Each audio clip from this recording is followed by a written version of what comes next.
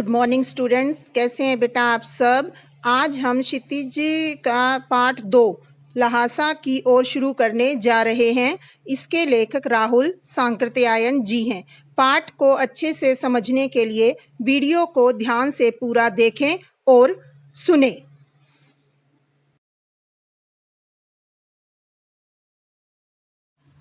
आज हम जो पाठ शुरू करने जा रहे हैं वो है क्षितिज का पाठ 2। इसका नाम है पाठ का ल्हासा की ओर और इसके लेखक हैं राहुल सांकृत्यायन जी। ठीक है, तो जैसे कि हर बार हम सबसे पहले थोड़ा सा लेखक के बारे में जानते हैं और उसके बाद पाठ के बारे में। ठीक है, तो अब हम सबसे पहले जो बात करेंगे वो लेखक के जन्म और इनकी शिक्षा के बारे में। तो लेखक जो हैं राहुल जी प्रसिद्ध साहित्यकार हैं और इनका जन्म उत्तर प्रदेश के आजमगढ़ के पदहा गांव में 1893 ईस्वी में हुआ था। इनका मूल नाम जो है वो केदार पांडे था, मतलब शुरू से इनका नाम राहुल सांकृत्यायन नहीं था। इनका नाम जो था वो था केदार पांडे और इनकी जो शुरुआती शिक्षा है वो इनके गांव में, मिडिल शिक्षा जो है वो आजमगढ़ में और उच्च शिक्षा इन्होंने काशी से, आगरा से और लाहौर से प्राप्त की है। 1930 में ये श्रीलंका चले गए और वहां जाकर इन्होंने बौद्ध धर्म की दीक्षा ली। इसके बाद ही वो राहुल सांकृत्यायन के नाम से प्रसिद्ध हुए। इन्हें काफी भाषाओं का ज्ञान था, जिसमें पाली, प्राकृत, अपभ्रंश, जापानी, रूसी, चीनी, तिब्बती आदि भाषाएं थी और इन्हीं भाषाओं के ज्ञान के आधार पर ही इन्हें महापंडित भी कहा जाता था। राहुल जी को घूमने फिरने का बहुत ज्यादा शौक था और इसीलिए इन्हें घुमक्कड़ प्रवृत्ति का व्यक्ति भी कहा जाता है और इस तरह उन्होंने अनेक देशों की यात्राएं भी की हैं। सन 1963 ईस्वी में इस साहित्य के महापंडित का निधन हो गया। अब थोड़ा सा इनकी रचनाओं के बारे में जानते हैं। इन्होंने उपन्यास, कहानी, आत्मकथा, जीवनी, आलोचना व यात्रा वृतांत लिखे हैं और अनेक भाषाओं के, अलग अलग भाषाओं के विभिन्न ग्रंथों का हिंदी में अनुवाद भी किया है। इनकी रचनाएं हैं मेरी जीवन यात्रा, जो कि 6 भागों में विभाजित है, और घुमक्कड़ शास्त्र, यात्रा के पन्ने, हिमालय परिचय, रूस में 25 मास आदि। इसके अलावा 22वीं सदी, भागो नहीं, दुनिया को बदलो, दिमागी गुलामी इत्यादि जो है वो राहुल जी के ग्रंथ हैं। इसके बाद थोड़ी सी बात इनकी भाषा शैली के बारे में भी करते हैं। इन्होंने जितनी भी रचनाएं अपनी लिखी हैं जो भी, उन सब में शुद्ध भाषा का प्रयोग किया है। इनकी रचनाओं में तत्सम, तद्भव शब्दों के साथ साथ अरबी, फारसी और हिंदी की अलग अलग बोलियों के रोचक शब्दों का प्रयोग देखने को मिलता है। साथ ही साथ इन्होंने लोकोक्तियां तथा मुहावरों का प्रयोग भी अपनी रचनाओं में किया है। ये थोड़ा सा हमने अभी लेखक के बारे में जाना है। अब थोड़ा सा हम पाठ यानी कि ल्हासा की ओर जो पाठ है उसके बारे में भी जान लेते हैं कि मुख्य रूप से क्या बिंदु इसमें हमें राहुल जी ने बताए हैं।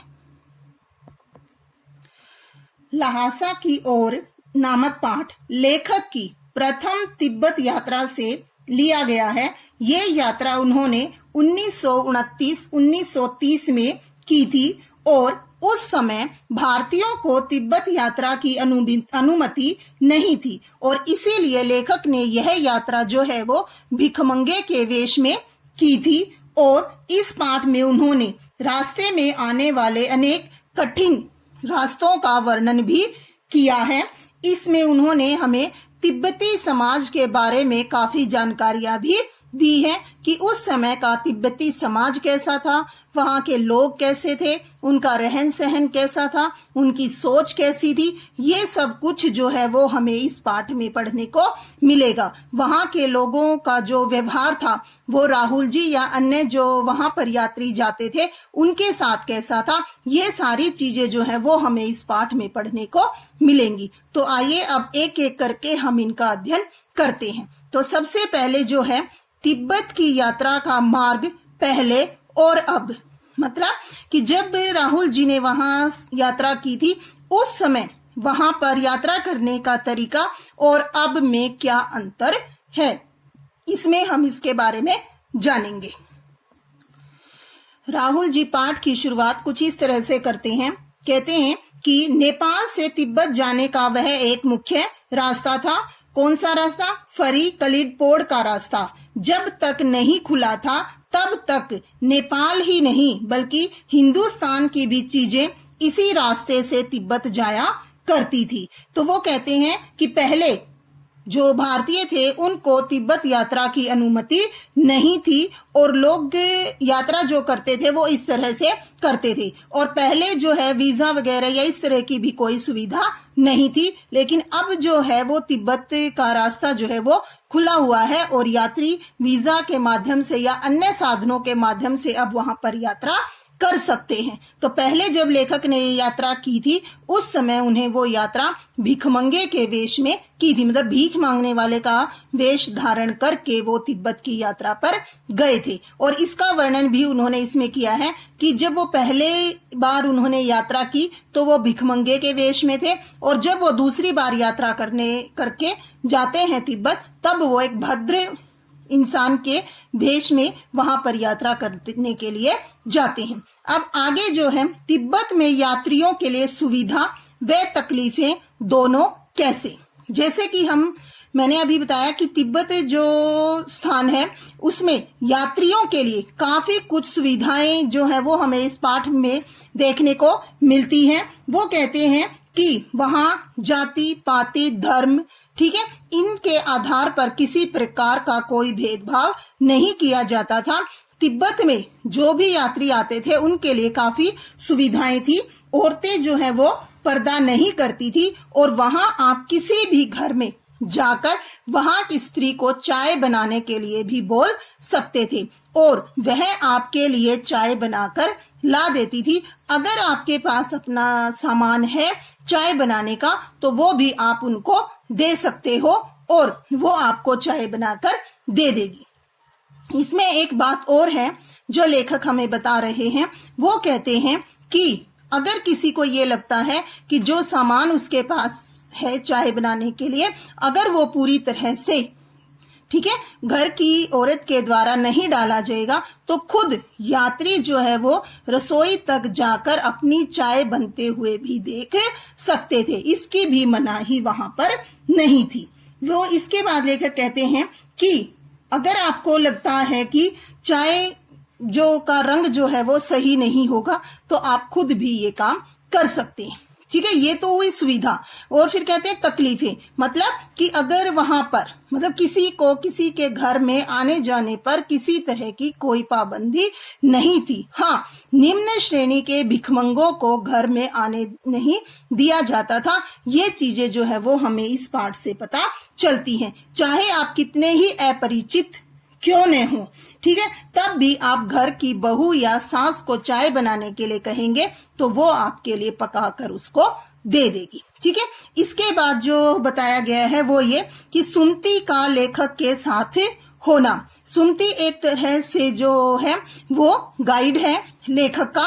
दूसरा, सुमति जो है वो गंडे तावीज जैसे होते हैं ना, हाथ पे पैर पे या गले में इस तरह से जो हम बांधते हैं नजर का या इस तरह से, वो काम भी ये करते थे। इनके काफी यजमान थे जिनके घर जाकर ये इस तरह के कार्य किया करते थे। तो सुमति का लेखक के साथ होना अपने आप में ही एक अच्छी बात थी और इसके लिए लेखक जो है वो सुमति का धन्यवाद भी करते हैं। कहते हैं कि जब भी सुमति उनके साथ थे इसीलिए उन्हें रास्ते में आने वाली काफी परेशानियों का सामना नहीं करना पड़ा, इससे वो बच गए।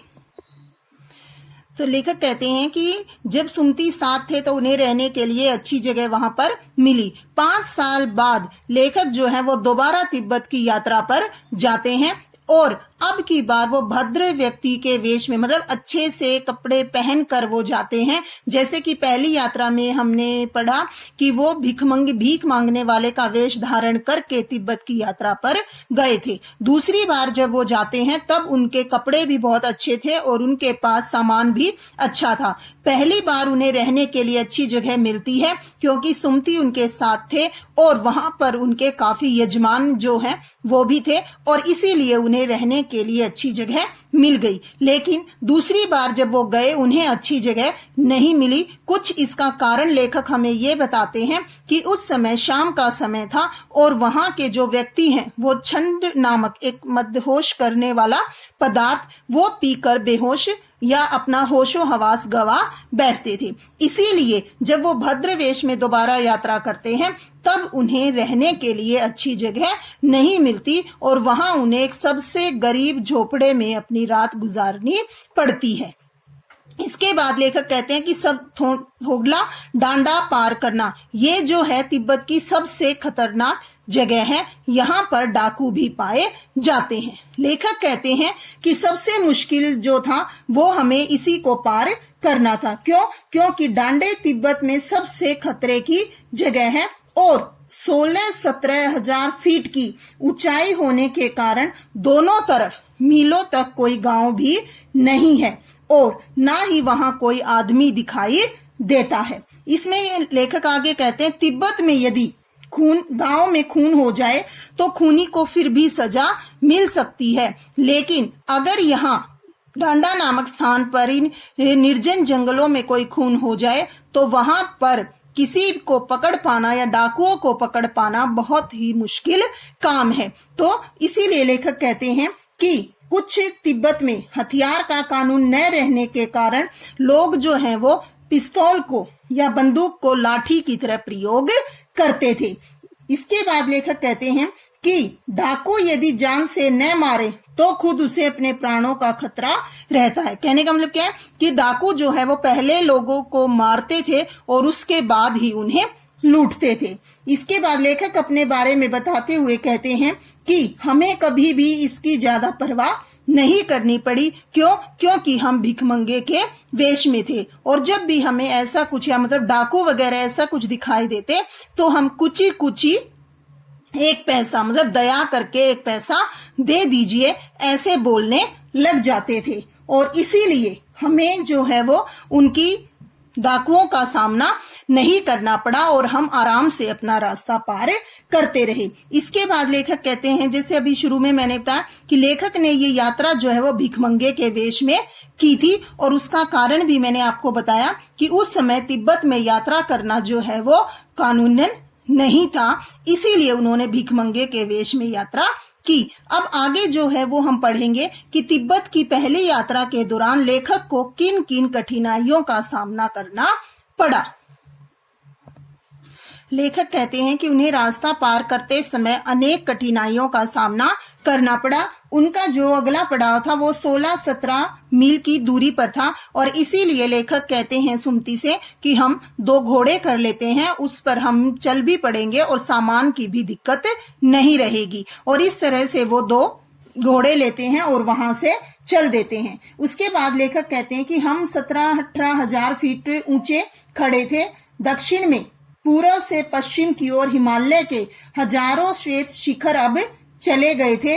न वहां बर्फ की सफेदी दिखाई दे रही थी और न ही किसी तरह की हरियाली, और दूसरी तरफ बहुत कम बर्फ वाली चोटियां जो हैं वो अब उन्हें दिखाई पड़ रही थी। और यहीं पर डांडे के देवता का स्थान था जो पत्थरों के ढेर, जानवर के सींगों और रंग बिरंगे कपड़ों की झंडियों से बनाया गया था।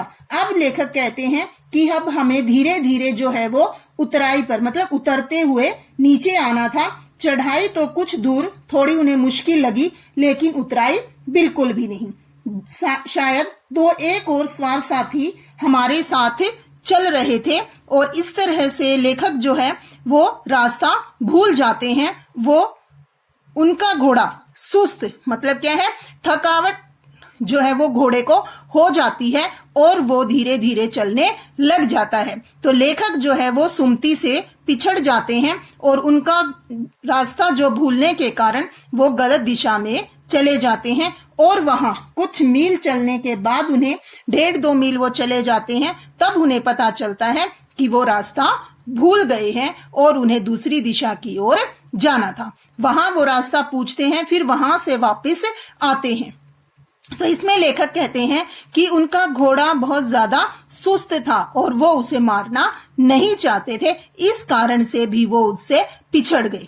जब वो धीरे धीरे वहां पर पहुंचते हैं तो सुमति जो है वो गुस्सा हो जाते हैं कि मैं इतनी देर से तुम्हारा इंतजार कर रहा हूं और तुम अभी तक आए नहीं हो। तो इसमें लेखक कहते हैं कि सुमति मंगोल, मतलब मंगोल जाति से हैं सुमति, कि सुमति जो मंगोल जाति के लोग हैं, उन सुमति को जितनी जल्दी गुस्सा आता था उतनी ही जल्दी वो शांत भी हो जाते थे। और उसके बाद जो है वो कहते हैं कि सुमति का गुस्सा शांत होने के बाद हमने अपनी अगली यात्रा जो है वो शुरू की।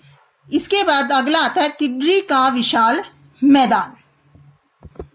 आगे लेखक कहते हैं कि तिड्री का विशाल मैदान था जो पहाड़ों से घिरा हुआ टापू मालूम होता था और जिसमें दूर एक छोटी सी पहाड़ी मैदान के भीतर दिखाई देती है और इसमें उसी पहाड़ी का नाम है तिड्री समाधि गिरी।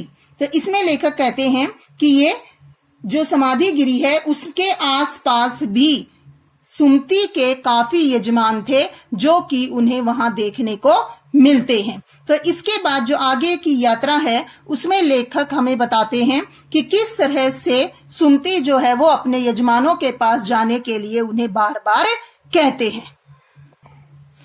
वहां पर सुमति अपने यजमानों से मिलते हैं और उन्हें गंडे, जैसे मैंने अभी शुरू में आपको बताया था, गंडे यानी तावीज बांटना, जो कि उनका सुमति का एक तरह से काम भी था। तो वो कहते हैं कि वहां जो कपड़े, जैसे कपड़ा होता है, वो बोध गया नामक स्थान से ऐसे कपड़े के जो बने हुए गंडे या तावीज थे वो लेकर आते थे और उन्हें अपने यजमानों में बांटते थे। इसमें लेखक कहते हैं कि जब अगर वो कभी खत्म हो जाते थे तो किसी सामान्य कपड़े से भी सुमति जो है वो गंडे या तावीज दोबारा बना लेते थे और अपने यजमानों को उसे देते थे। तो इसमें लेखक हमें ये भी कहते हैं कि किस तरह से लोगों में जो अंधविश्वास है वो भी भरा हुआ है, मतलब कि उन्हें ये पता नहीं चलता कि जो तावीज उनके पास है वो बोध गया से आया हुआ है या किसी सामान्य कपड़े से बना हुआ है।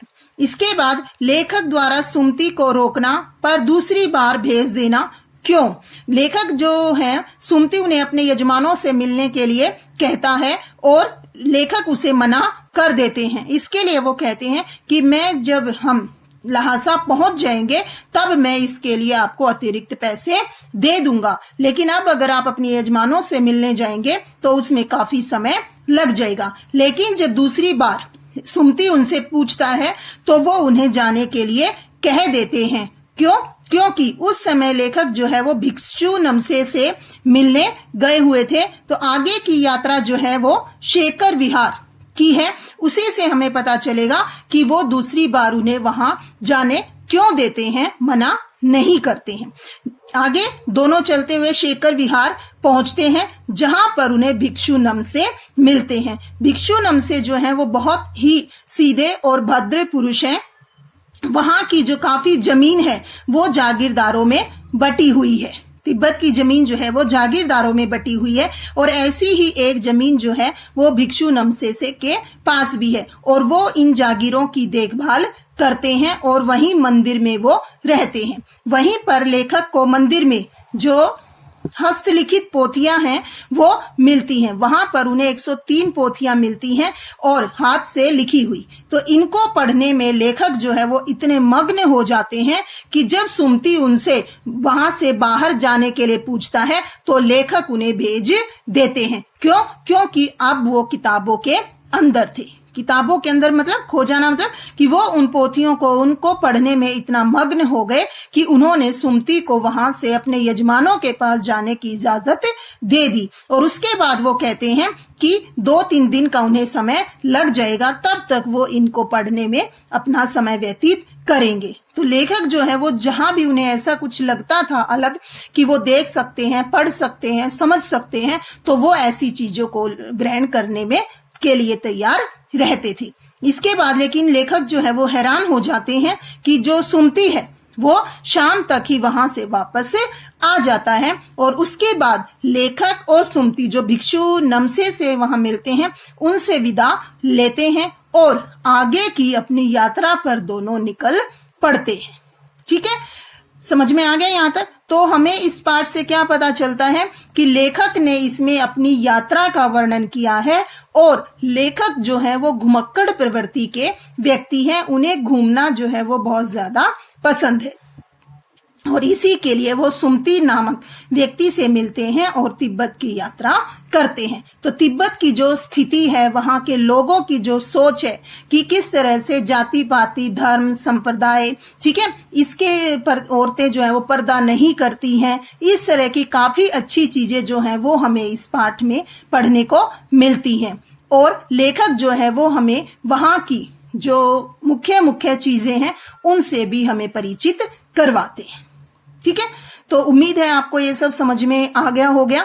तो आप अपने जो सुझाव है वो मुझे मैसेज करके बता सकते हैं, और अगर कोई और सुझाव भी आपको देना हो तो वो भी आप दे सकते हैं। Thank you, have a nice day.